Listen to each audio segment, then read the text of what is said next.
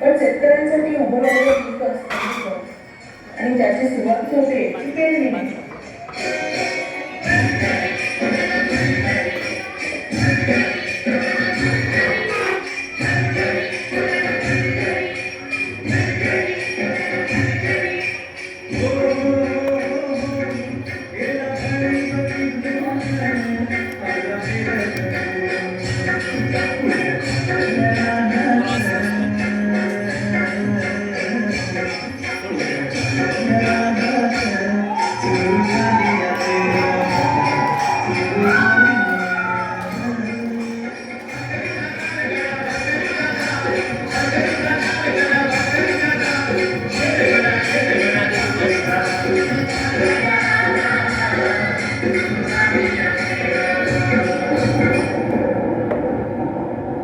अवकाळी पावसाने शेतकऱ्यांचा मोठा नुकसान झालं.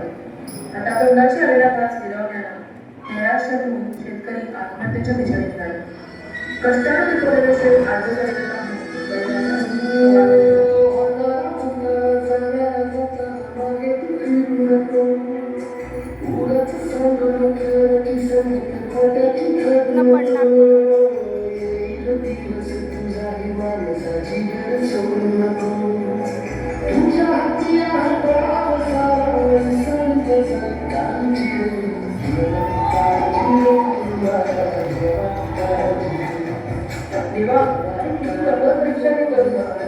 ज्यांना जिंकणाऱ्यांना बळ दे, आता शक्ती दे. नव्यानं सुरुवात करून या धर्तीतून परत सोडा होतील तेव्हा स्वतःला बळीराजा म्हणाले.